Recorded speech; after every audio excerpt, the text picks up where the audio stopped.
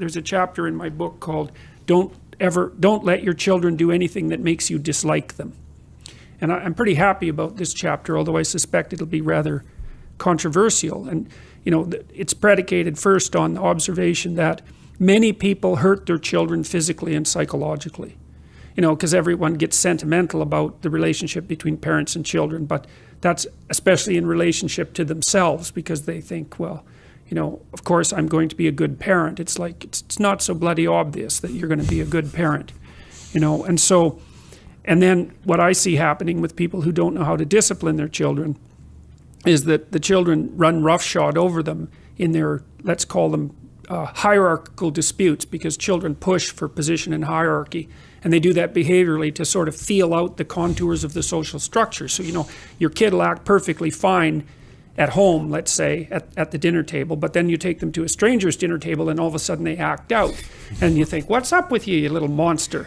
And what's up is that they're trying to figure out what the power structure is in the new, they don't know this, of course, but they're acting this out. They're trying to figure out if the same rules apply in this new situation as apply in the old situation. And they can't ask that, and they don't even know that they are rules exactly. They're regularities that they've learned.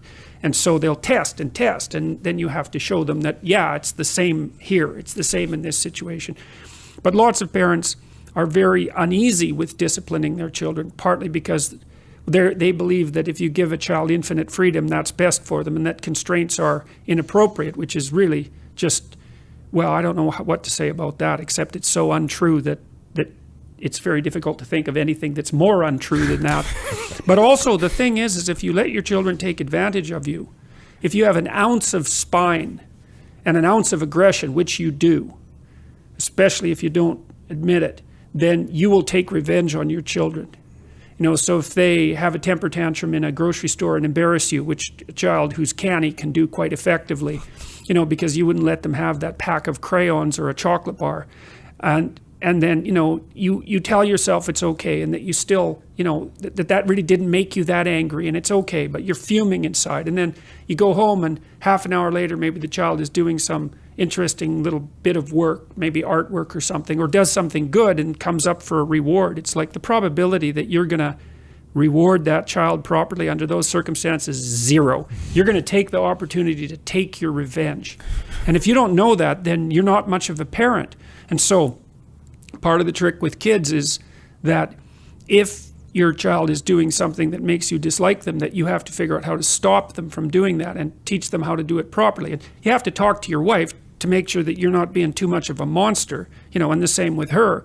But that discipline is partly what enables you to continue to like your child while you love them. And even more than that, parents talk about fostering self-esteem and fostering creativity and all of that in their kids, and I think that's misbegotten. It's shallow for a variety of reasons. First, it's not that easy to foster creativity because it's rare, and self-esteem is a very badly defined concept, and mostly it's been used for harm, not good. What your job is as a parent is to help your child learn from between 2 years old and say 4 years old how to act in the world so that when people encounter them, people smile and are happy they're around. Because then, I've seen kids who behave badly, and everywhere they go, people wear false smiles, and everywhere they go, people are relieved when they leave. And that means you think about that world from the child's perspective. Everyone's lying, and everyone hates them. That's their world. And then if you have your child, capable of adhering to minimal social requirements, like maybe being able to sit at the table in a civilized manner for an hour, and being grateful for being fed, let's say, and knowing how to share and knowing how to pay attention to adults, and not having that, that kind of terrible cynicism and arrogance that can develop even in a 4-year-old child who's always had its way. Then they'll interact with adults in a manner that bring out the best in the adults. And everywhere they go, everyone smiles at them and pats them on the head, maybe even tells them useful and interesting things. And so the whole world opens up for them. And that's all a consequence of you having enough courage to admit to yourself that your child can do things that you don't like, and that you will take it out on them if you don't straighten it out.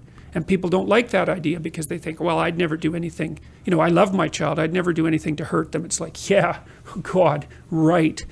You know, you're so asleep if you think that there's almost no hope for you. You have to think, I'm way bigger than this child, and I'm way meaner, and I'm way trickier, and I'm way more unpredictable.